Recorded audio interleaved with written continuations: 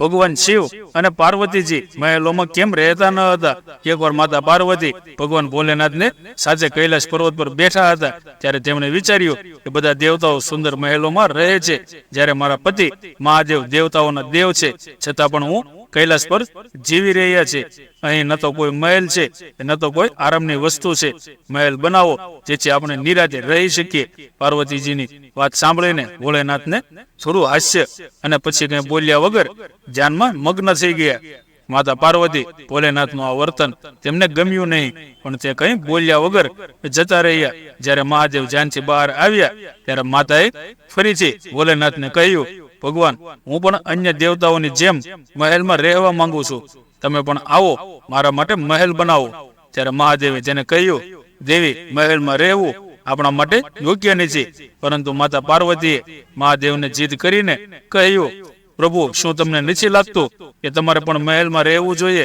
સ્વર્ગમાં બનેલા ઇન્દ્રના મહેલ કરતા વધુ સારો અને ભવ્ય મહેલ બનાવો. હવે મારે મહેલ બનાવવો જ છે.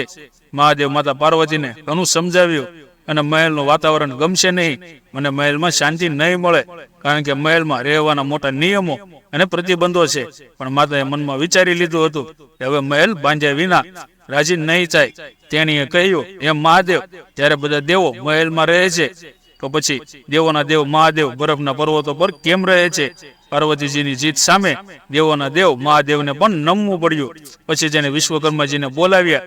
આ કાર્ય માટે સ્વર્ગમાંથી આવ્યા અને તેને આવો બનાવ્યો અને 3 જગતમાં કોઈનો ન હોવો જોઈએ એવો મહેલ બનાવવા કહ્યું.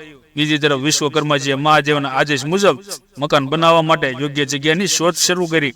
સ્થળ શોધતા શોધતા તેને એક જગ્યા મળી જે પાણીથી ઘેરાયેલી હતી અને વચ્ચે 3 સુંદર પર્વતો હતા.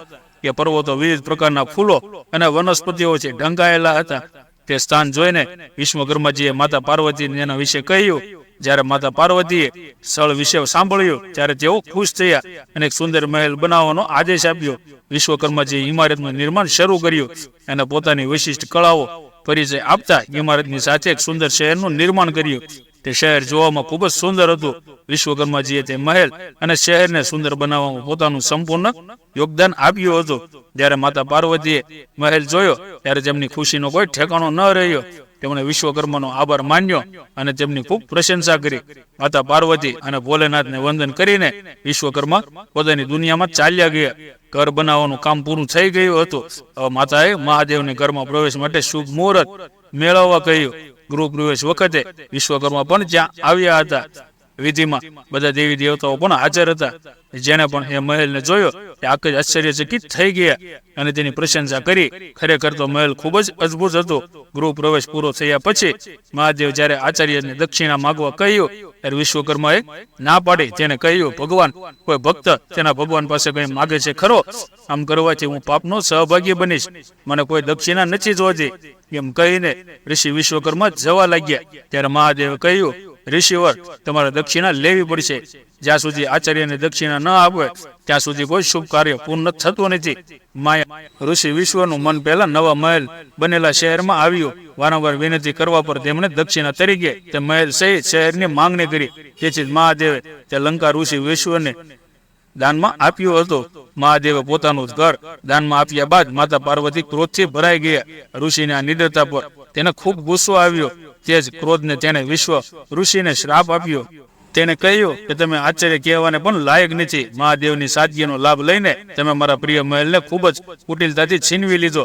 આ માટે હું તમને શ્રાપ આપું છું. એક દિવસ મહાદેવના જ કોઈ ભક્ત તે મહેલને બાળીને રાખ કરી દેશે અને તે સાથે તમારા કુળનો વિનાશ શરૂ થઈ જશે. પુરાણો અનુસાર ઋષિ વૈશ્વને તે શહેર તેમના પુત્ર કુબેરને આપ્યું હતું, પરંતુ કુબેરને હાંકી કાઢ્યા પછી રાવણે લંકા પર કબજો કર્યો.